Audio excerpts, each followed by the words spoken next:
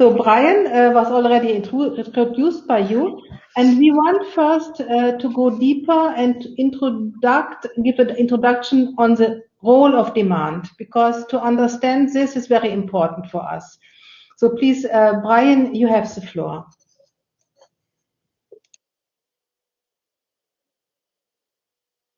Great, thanks so much, Sister Miriam. Thanks so much for the invitation again, Michelle, to be here.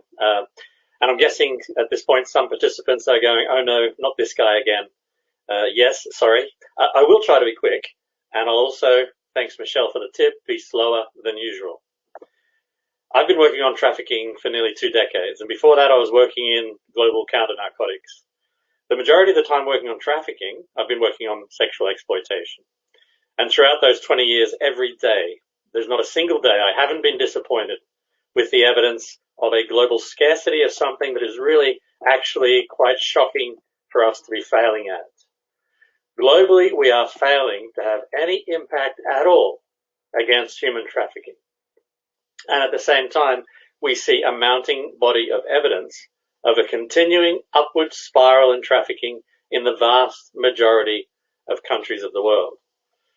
And I think one of the leading contributors to this lack of impact is actually a pretty lousy recognition of the causes of trafficking. It's so essential to be crystal clear on cause. And I've been beating this drum for almost 20 years, and it's still a problem. And I think, frankly, people are just intellectually quite lazy about it. If interventions are incorrectly addressing false causes, that 100% leads to lack of impact. Addressing false causes means a lack of impact should actually be the only expected outcome. Addressing, for example, a vulnerability, it would be quite mad to hope that that will deliver impact if, by impact, you actually mean curing something. If you treat headaches arising from a tumor in the brain, it would be quite remarkable if you actually ended up curing that tumor. You would have made medical history. And the same is so for human trafficking. One of the big reasons for this mistake as the cause is the common but completely false understanding that trafficking is linear. This is the very definition of the post hoc ergo propter hoc fallacy. I think you all know it. It follows, therefore it was caused by. Although it's very widely taught this way, trafficking is not linear, it is circular. A poor woman being recruited and moved from a rural location in Mexico to a brothel in Texas does not make the conditions of the victim at that time in that place the cause. Being poor is not the cause, being female is not the cause, being Mexican is not the cause. So let's just be very clear. I'm going to really hammer this home if I can. Let's be super clear about causation. In identifying cause, we should be looking not for these inconsequential forces that launch boats into the stream, but rather seek the source of the stream itself. It's pretty simple to be clearer on cause. Find out what makes it all happen, and you have the cause. Once you find the cause, it's recognizable by being a rule with few, if any, exceptions. So, because most people are poor before being trafficked, does not make poverty the cause. The vast majority of people in poverty are never trafficked. The same fallacy applies to other vulnerability factors. In migration contexts, they are often correctly called push factors. Domestic violence, being in prostitution, illiteracy, lack of citizenship, being a woman, ethnicity, age. These all are contributory conditions that may exist in a supply country, but that doesn't make them a cause. I mean, if we applied that logic on almost any other subject, if you think about it very clearly, we would see the cause of murder as the gun, not the shooter. Or we would see the cause of rape being a woman or wearing a short skirt. It's patently ridiculous. Of course it is. But who thinks about this when we talk about human trafficking? There is identifiable cause in trafficking. It's not hard, but you have to apply systems thinking, not linear thinking. Because if you think about the criminal process, it's linear. Criminal processes are. That's why the criminal law is written like that. If you elevate your view above mere process, in fact, you can't help but see it. Consider conceptually for a second the forces at work. Move backwards behind the specifics of individual cases, and then back further behind sets of cases and classes of cases, and look more towards the sources of all cases. And the single force that every case of trafficking comes back to at some point is demand. It precedes the movement of a person. It precedes the recruitment of a person. It always precedes their trafficking. A demand always pre-exists, and that demand is quite simply the driver. And addressing that driver is the only way to have any impact whatsoever. Sorry?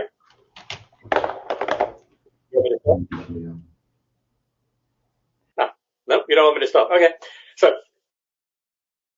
it was always thus, right? Addressing the driver is the only way to have any impact. If we're talking exclusively about trafficking for the sexual exploitation of women, the trafficking of any particular woman from any location on any given day is driven by a demand for paid sexual services by someone with those characteristics.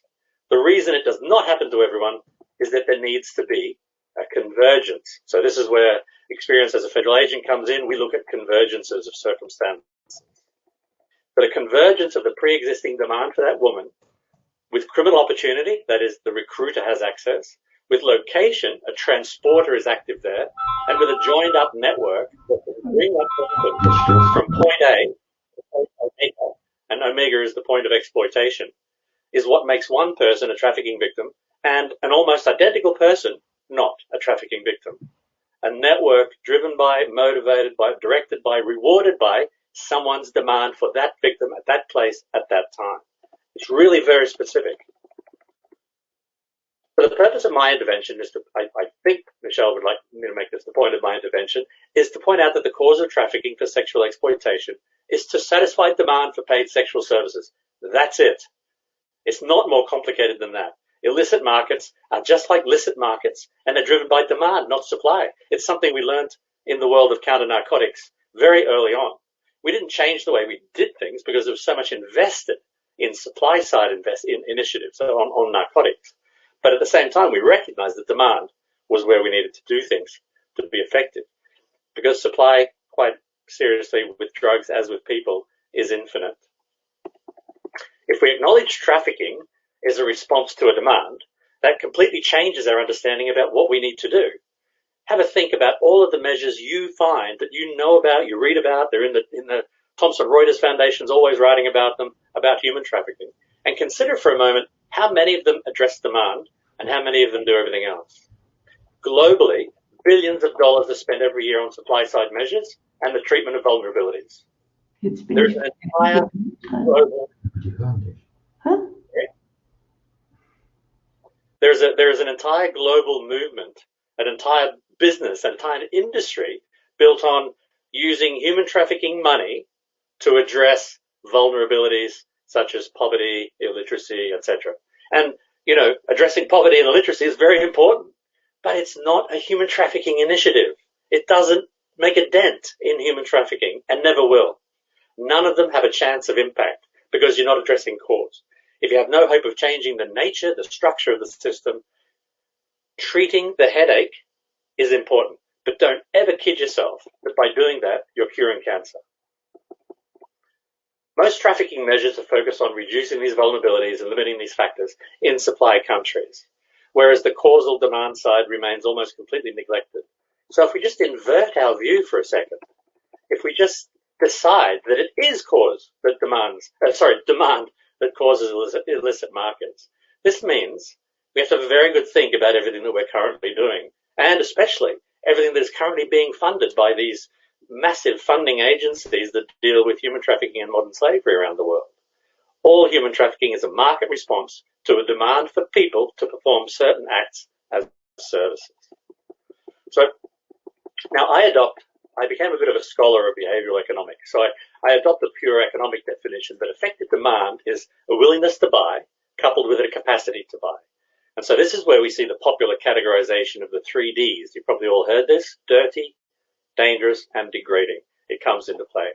Where there exists a demand for someone to do dirty or dangerous or degrading or all 3, that's where traffickers who sense profit and act to supply the services as a result. It's the demand perceptions of the traffickers that are at the heart of demand for trafficked victims. A critical point to be made is the sheer waste of time in differentiating between the man who buys sex from a trafficked woman and the man who buys sex from any woman. Because one very simple and tragic fact is that those men who buy sex do not care about the identity or the situation of the woman at hand. Their demand is faceless, nameless, and consentless. So, to understand the buyer side as the start of this demand equation and thinking about where we could act, behavioral economics can be actually really helpful. Sexual services are higher order wants. Factors that influence and change demand for higher order wants can shift the demand curve. And they include changes in tastes and preferences, including, for example, racism, convenience and availability, which includes, of course, things like risk of detection and cost of detection, changes in real or disposable income, changes in population, like gender equality, for example. This is why Sweden is such a hub for things like the Nordic model, because of the high levels of gender equality. Changes in the price of substitutes or other goods, expectations about the future, and change in distribution of income in society. So one very important thing, and I think I'm running out of time maybe, but now a really important feature of all higher order wants is that they are generally considered insatiable, because the higher the general level, that is the aggregate demand in society, the higher still the demand becomes. With higher order wants, there is an upward spiral of demand. It becomes self-perpetuating and self-reinforcing. And that same demand spiral also works downwards. You will all have known of higher order wants that didn't become interesting for people, and demand started to plummet. Or something serious happened, a scandal, for example, and demand spiraled downwards. And so this is the beauty of a thing called external economies of scale. The risk of any one transaction in an illicit market falls with an increase in the total number of transactions, and vice versa. The risk of any one transaction increases with a decrease in the total number of transactions. Do you understand the inverse relationship there? The risk of a transaction falls when the total number of transactions increases. So an increase in the volumes of transactions reduces the cost of services, reduces the industry-wide risk of arrest, and cyclically leads to more transactions. And the obverse is true. So these external economies of scale are really important for us because they're self-perpetuating, both upwards and downwards in their impact on demand, which means something very, very important for us. If you punch an upward demand spiral in the guts, you can change its nature and its direction. And this self-perpetuating tendency is important for public policy on trafficking, as you can imagine. A decent measure of demand reduction to arrest an upward trend of demand can trigger a spiral downwards. Human trafficking policy, if you really intend to have impact on the problem, not just issuing paracetamol for a tumor, you should aim at the decision-making of buyers and traffickers, shrinking the illicit market, while simultaneously reducing the harms associated with both the existence and the shrinking of the market, because there will be people hurt by the shrinking of the market. To use business language, what we want to do, the aim is to safely reduce the total number of illicit transactions in an economy, in a country. This means we also protect the vulnerable, for whom shrinking markets mean livelihood challenges, obviously, by employing viable exit strategies for women in prostitution. I think I've gone on long enough. Let me just skip to the end. While buyers and traffickers can act relatively free of consequence, their likelihood of engaging in the market increases. The number of transactions increases. Demand increases. It becomes easier, cheaper, and far more likely in a consequence-free environment for a man to buy sexual services or for a trafficker to sell it. And it increases dramatically the number of transactions, which is a self-perpetuating upward spiral, right? More transactions leads to many more transactions. So increasing transactions is what we actually see in countries, in markets where regulation and decriminalization approaches to prostitution apply. They inadvertently become magnet economies. The overflow of demand, that is the limit at which the local population will provide sufficient women to satisfy this increasing male demand, it must be met from abroad. That's where trafficking steps up.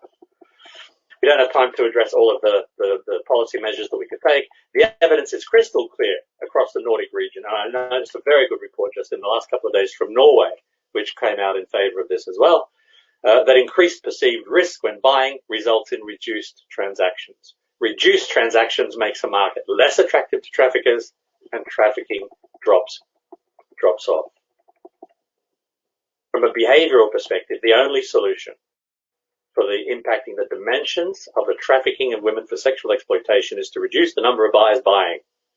It's that simple. Thank you. Thank you, Brian. Very impressive. So I want to say this will be a video on demand, and I will surely go back and listen to this again and take everything in. I like that you said like treating the headache is one thing, but you have, of course, you have to treat the symptoms. Or demand is faceless, nameless, and consentless with the demand for sexual exploitation, and it's very. You have to treat the tumor if you want to cure the tumor. Yeah. So thank you very much for this introduction for our discussion. I once read that sexual services are the oldest profession in the world. Would you agree with this statement? And if this is the case, what is the prognosis of addressing demand? How difficult is it to address demand if it was supposedly always there? So could you just comment on this? Who would like to start? I mean, prostitution, the oldest profession in the world, is one of the most ridiculous statements ever. And it's obviously made up by a man to justify the creation and the continuation of the institution. It's just patriarchy, right? That's a statement that comes straight from the mouth of patriarchy. Just because something is doesn't mean it always needs to be that way. And the solution, of course, is it comes from the mouth of patriarchy, dismantle patriarchy, right? Wherever we see change coming, positive change in this respect. So I'm talking about Sweden, Norway, now Ireland, and a few others. Wherever you see the Nordic model being introduced, the equality model now it's being called, there is often this, I use it as a kind of a proxy indicator, the number of women in parliament as a proxy indicator. So you can look at the number of women in parliament in the countries where it's been introduced. There is a certain reduction of patriarchy in the countries where the Nordic model is introduced. And they're almost like there's a tipping point. I think Germany's like 31%, Sweden's 47% women in parliament, Norway's 41%, maybe 40 is the number, I don't know. But seems to be a number where you can start to achieve change, dismantling patriarchy, when the men in that society start to believe in the equalities that are needed and start to believe that prostitution is violence against women. So there needs to be this, there seems to be this tipping point. I don't know whether anybody else has observed such a proxy indicator for it, but.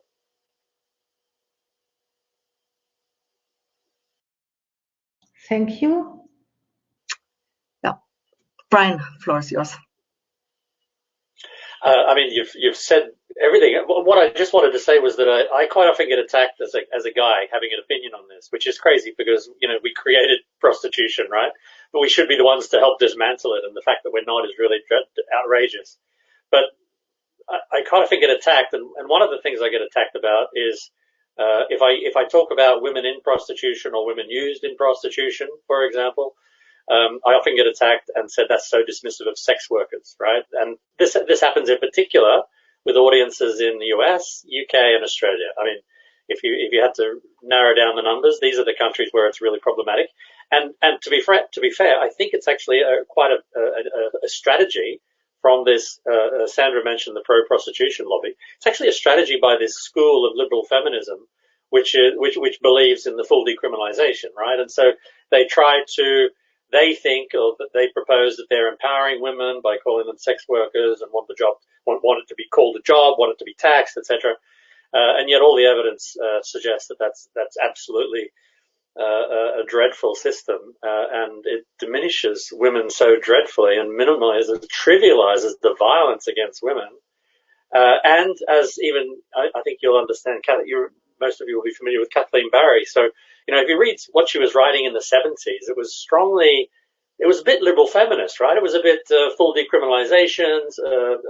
Didn't go as far as saying sex workers, I don't think, but and within about 10 years, she had changed the tune dramatically.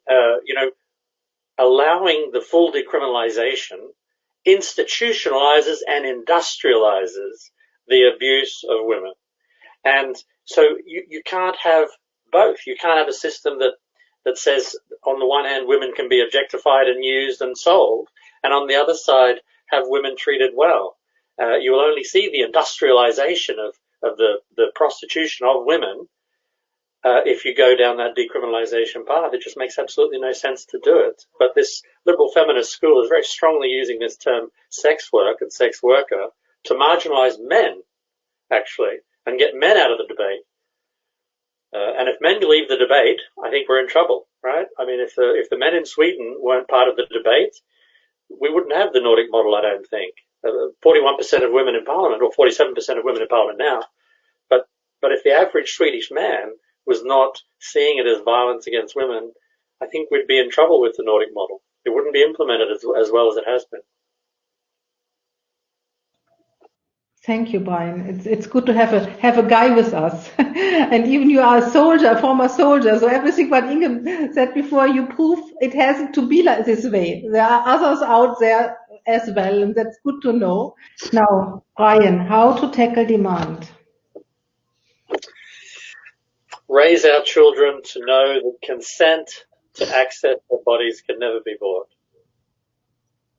There's lots of other things we can do, of course. The Nordic model is why we're here. So imprisonment, criminal records, sex offender lists, education, public information.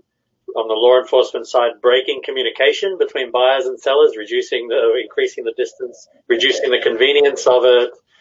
More women in parliament, as I said before. There seems to be this tipping point. Tell men it's not okay. Because as soon as you legalize something, you tell them that it's okay. I just want to close on one point. There's my favorite saying from the Roman poet Virgil was that from a single crime, know a nation. I think that there's actually no better test of the quality of a nation, of a society, than how they address the trafficking of women for prostitution. It is a litmus. Thank you very much.